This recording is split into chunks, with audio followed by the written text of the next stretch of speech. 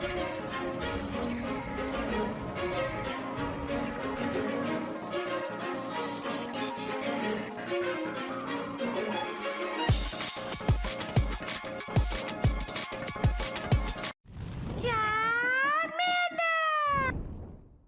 guys, King of Charmanders here. Today I'll be your judge, your jury, and your analyst.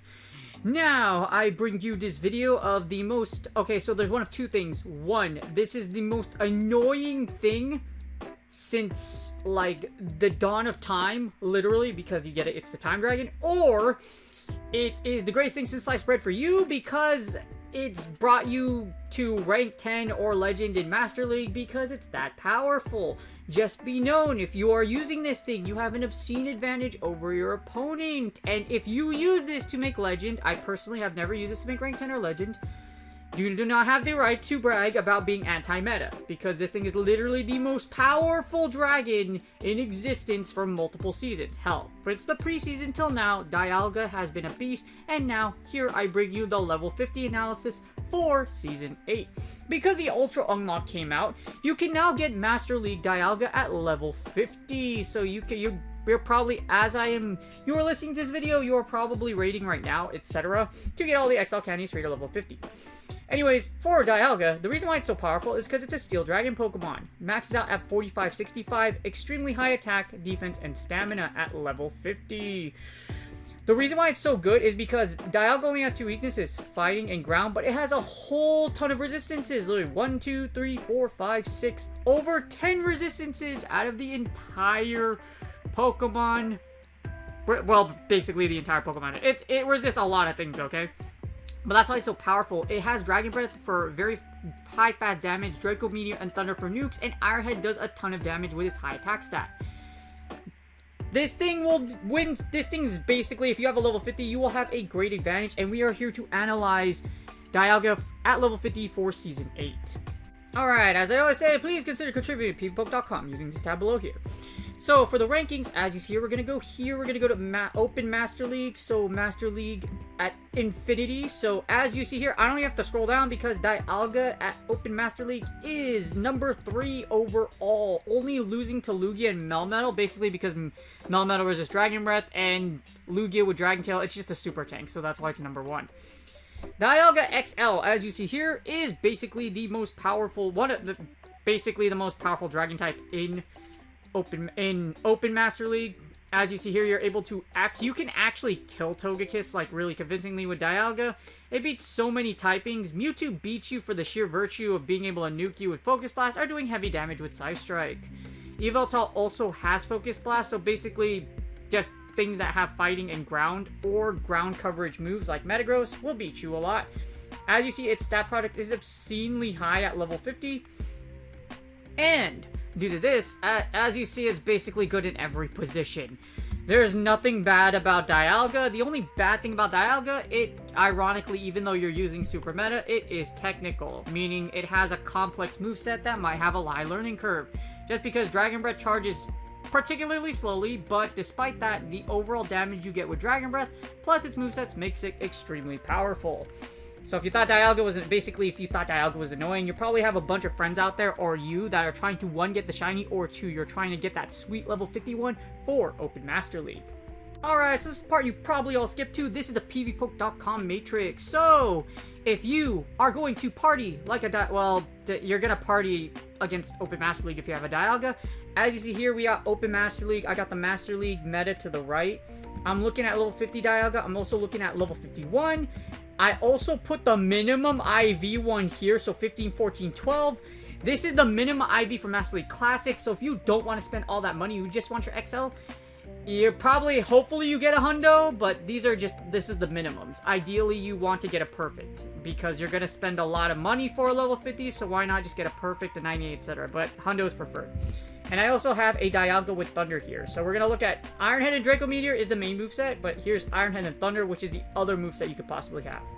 Got 2 shields in there right here. We hit battle.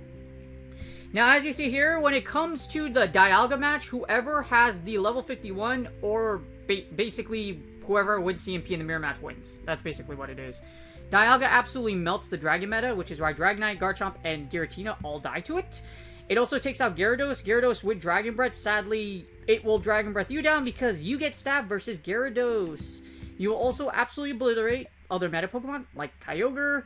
You can beat... So here's the thing about... Yes, you lose to Lugia in the 1 shield, but you could beat Lugia in the 2 shield as you see here. So you could actually beat Lugia in the 2 shield just because you resist Sky Attack and Aeroblast. Be mindful, Aeroblast can boost, so if they get an Aeroblast through shields, it's going to suck for you. A lot. And the thing about Dialga in the 2 shield, you could also beat level 50 Machamp. That's what makes it nuts. Machamp usually can beat Dialga, but as you see here, if it's in the 2 shield scenario, it's going to be really rough for Machamp because the matchup is obscenely close. If you have a level 51 Dialga, as you see here, if you have a level 51 Dialga, it's pretty nuts because level 51 Dialga will still live with a decent chunk of HP. And depending on what comes in next, you might actually be able to get to another Iron Head. So just put it out there. That's pretty nuts, just how powerful Dialga is. You're also able to wipe out Magnezone, as well as Mamoswine, Mewtwo, Palkia in the 2 shield, and Zekrom. So very powerful in the lead. Also, well, powerful in all positions, but as you see in the lead, it beats a lot of things that would normally lose to. So you do beat some fighters like Machamp. Other than that, you're going to lose to ground types. Anything that punches you to death or lights you on fire or resist, well, to put it bluntly, anything that resists, basically things that resist Dragon Breath or have super effective attacks with you, which is why Ho beats you, because as Earthquake, you'll lose against. So, not too much of anything. The only key matchup you flip is basically Machamp in the 2 shield. That's the only key matchup you flip in the 2 shield. Other than that, you're going to beat what you're supposed to beat, or if you resist it, or if you just outright dominate it, as you see here. Be mindful, you can still die to Charmers in the 2 shield, so just keep in mind that's one thing you should probably watch out for.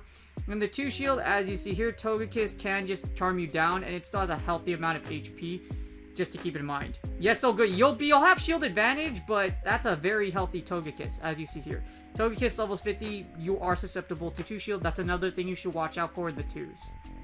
Alright, so that was the 2 shield. Here's the 1 shield, as you see here. Around the simulator. In the 1 shield, things get a little interesting. Of course, whoever wins CMP wins the mirror match. You still beat what you're typically supposed to beat, except for Garchomp. Garchomp is a simultaneous knockout just because of Earth Power. That's basically what it is. Well, it's also very bait dependent, so if Garchomp Earthquakes you through shield, etc., you're gonna die. So just be very careful in the 1 shield against Garchomp. You still beat Giratina Altered, Giratina Origin. You beat Gyarados, still beat Gyarados. You still beat Kyogre, Lugia, Magnezone, Mewtwo, Palkia. And in the 1 shield, you beat Charmers. So you'll lose against Charmers in the 2s, but you will beat them in the 1 shield. Just keep that in mind. If you got Togekiss in the 2s or Sylveon in the 2s, it can be really annoying. So just keep that in mind. Swampert can also Earthquake you to death in the 1 shield, so be mindful of that. And be mindful that Yveltal will be able to nuke you. So normally you could beat Yveltal in the 2s, but you lose against Yveltal in the 1s. You also lose against Mamoswine in the 1 shield, unfortunately. Mamoswine in the 1 shield can bulldoze you to death, so just keep that in mind. The 1 shield is going to be a very rough matchup against you. In the 1 shield, you will also lose against Machamp. So, when you start taking away the 2 shields from Dialga, it's best used in the lead or switch, in my opinion. That's why it's rated the highest. Good at all positions, but as you see here, there are things that do flip from the 2 shield to the 1 shield. So just keep that in mind.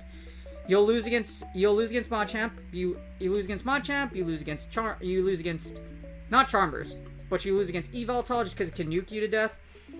You're gonna lose convincingly against Ho-Oh, Heatran, Groudon, and basically all the other ground types. So you lose about 2 or 3 matchups. So in the 1 shield, it can be a little rough when it comes to Dialga, but it's still obscenely powerful. Don't get me wrong. Alright, next we have no shields. Just to keep in mind, if you are on the receiving end and you see a Dialga in the closer, you're probably going to die if you have a bunch of chip damage on it. Or if it's up shields. That's just how strong it is. But, as you see here, I got the closer and no shields put up already. Of course, you're going to lose what you lose against in the mirror.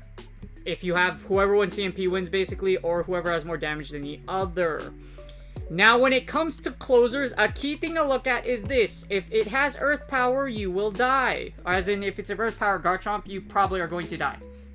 So just be careful if it's Earth Power. If it isn't Earth Power, then you might have a chance depending on how much damage it is, just because this matchup is so close. So Garchomp, again, if you have a little bit of chip damage on Garchomp, you might be able to flip it. Other than that, Garchomp is still a beast and very dangerous. Another key thing to flip, as far as the zero shield is, in the zeros, you can beat Lugia in the zeros, as you see. So you flip the Lugia matchup in the zeros, you also are able to beat Swine, and a big bonus, you also beat things like Rhyperior. Rhyperior can't mud slap you in the closer, so one Iron Head will basically KO you. One Iron Head takes it off. You also beat things like Snorlax. And just to keep in mind though, one of the biggest matchups you lose in the zeros though is the Charmers are really weird. You lose in the twos, you beat them in the ones, but you also lose the closers. So Charmers can be very annoying against you. Because Charmers are so powerful when power up to level 50, that's why you lose in the closer. So it's very, very strong, very powerful in the closer still. You'll still beat most of a majority of matchups, and if your opponents, these matchups, one thing to keep up, some of these matchups are really close. Like here with Thundurus, like Landorus, even though the thing about like anything close to 500 is a very close match. So if they have chip on them and you get the closest scenario like this, you can flip Landorus, Therian, you can flip both versions of Landorus basically, Heatran, Garchomp, and I think that's about it. You can also flip Sylveon and Togekiss if you can KO them. So just to put an example here, if Togekiss has chip damage in the closer, you will beat it. So starting HP, let's assume like 140. Let's give it like give or take 140. If it's 140, as you see, a little bit of chip damage goes a long way because it will KO, because you can get to an Iron Head and KO Togekiss. Basically, it's gonna. The reason why Togekiss and Sylveon beat you is because they get to their charge moves. So just keep that in mind. King of Charmanders. What if I have shield advantage? What if I'm in the 1-0s and the 2-0s? This is why Dialga is so OP at level 50 as an XL. If you're on the 1-0s, you kill everything. There's nothing that beats you except for Heatran. Heatran can give you an issue just because Draco Meteor and Iron Head are both resisted. In order to beat Heatran, you need Thunder. So in the 1-0s, you basically owe everything but Heatran. Just keep in mind, you're probably not going to see too many Heatrans. So just keep that in mind. There's also one other matchup you beat. Or you not beat, but you lose against. So you're going to lose against Heatran, but you can also lose to Melmetal. Melmetal can superpower you to death, even if you have Thunder. So you're going to convincingly lose against Melmetal. You can flip Heatran if you have Thunder, but it's a super close matchup. So just think of it like you're going to lose against Heatran. Other than Heatran and Melmetal, you will beat the rest of the Open Master League level 50 meta. If you're in the 2-0s, you kill everything. Nothing will beat you. You destroy everything. Yeah, you destroy everything in the 2-0s. You beat everything. And it's not even close. Yo, not even close. You ever watch Toy Story? If you watch Toy Story and he rolls the rolling 8-ball, he's like, don't count on it. Basically, don't count on it. Toy Story is a great movie, by the way. Love Toy Story. One of my childhood movies. Loved it. Watched it like 15 times in a row.